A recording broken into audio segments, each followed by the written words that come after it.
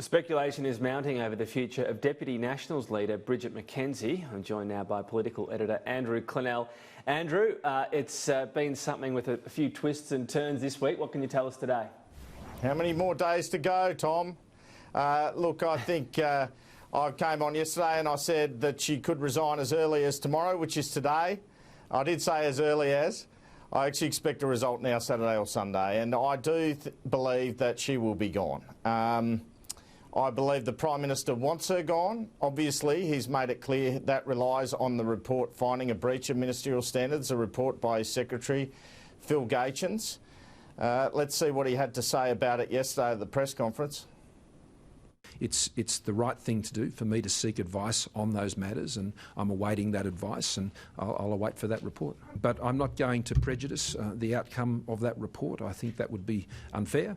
I said at the time, as you'll recall, that I took these matters very seriously. I took the Auditor General's report very seriously, and we're acting on the recommendations of that report. Now, I noticed the Deputy Prime Minister, Michael McCormack's got some comments in The Australian today supporting her. I guess I'd support her too if she gave $147,000 in a grant to a sporting club of which my son was the treasurer. Apart from that, he has to be seen to support her until such time as he cannot anymore, I guess. That's Mr McCormack's difficult position at the moment. He does also comment that he's waiting for the outcome of the review. She also had some support from Peter Dutton this morning. Peter Dutton is a minister who I think wants to show colleagues that he'll back them in a tight spot. Here's his comments. If you strip away the emotion from this debate and look at the facts, which is what we should do, I don't see the case has been made for Bridget McKenzie's removal. So you don't think she did anything wrong? Ministers are elected, are appointed to make decisions, and we all make decisions in our portfolios. But that's exactly what she's done. There was no funding provided to a project that wasn't recommended.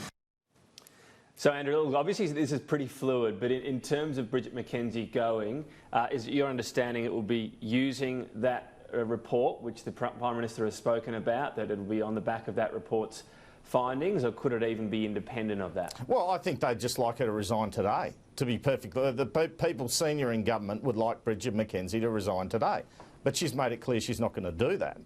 She's going to fight it all the way, and, you know, I wrote in the Herald Sun earlier in this week, that's her personality and that's what she's going to do. So it's a tricky situation, but pretty interesting there from the Home Affairs Minister. I mean, he's basically preempting the review by the Prime Minister's Secretary.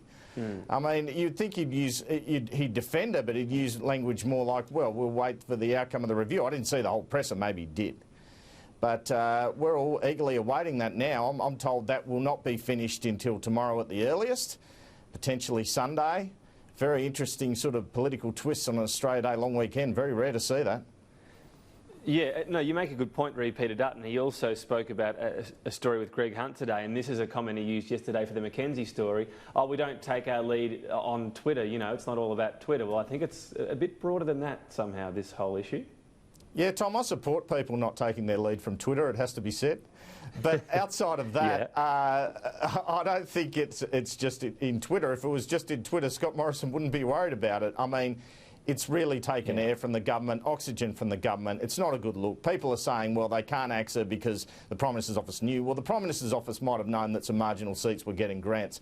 I don't think they were aware of this process. And I encourage anyone to read that Auditor General's report and say why this Cabinet Minister should still be a Cabinet Minister. She hasn't even accepted the 400 recommendations from the department for grants. She's just cast that aside, said, don't send that to me almost, it appears from what you can see in the report.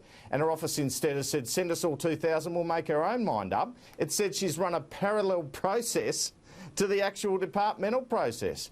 And, you know, I think there was a feeling in government she could survive that, even though there's plenty of good arguments she shouldn't.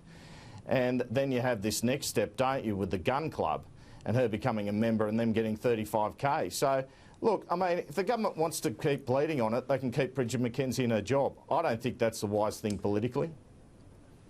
And just going to something now that's come through from our colleague Laura J, she's saying what she's been able to confirm is in her member registry she has long declared she's a member of Australian Clay Target Association.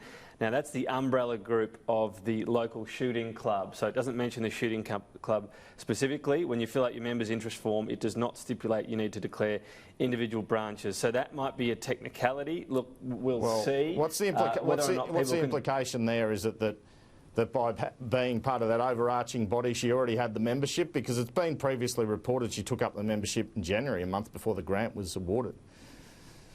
Yeah, that certainly is the membership of that club. So look, whether that clears her or not, this is obviously forming part of her defence, that the Clay Target Association membership is what she'll try to say, look, here's my declaration. Now, whether or not you can expect people to join the dots from that and this Wangaratta shooting club that obviously got the specific grant is another matter. Well, but, I mean, what a situation for the government, Tom, where we've got this minister who I'm pretty sure the Prime Minister wants to get rid of, who's saying, you can't get rid of me, I haven't done anything wrong, and this has been dragging for a few days. I mean, what a mess. Oh, it's definitely a mess. And, you know, it's gone off to... This is the other thing. I mean, whatever is said within this, clearly this will be used within, you know, when this report's being compiled, and Bridget McKenzie presumably has been asked about it by Phil Gations, here's what you would assume she's putting forward. So I guess it's in his hands to some degree. With these reports, we usually get an indication, Andrew Clennell, but often as well, a leader can do what they want with a report. It doesn't usually come out in complete black or white and say the minister must go. It can have language that leads that way, but there's usually a bit of wriggle room, right? Well, he said, I'll take whatever action is necessary after I see the report. So I guess that can mean no action, or that can mean a lot of action. Indeed. I'm sure you'll be following it up again this morning. I'm here all day, as they say, Andrew Clennell, so we'll talk again on any further developments. Thank you.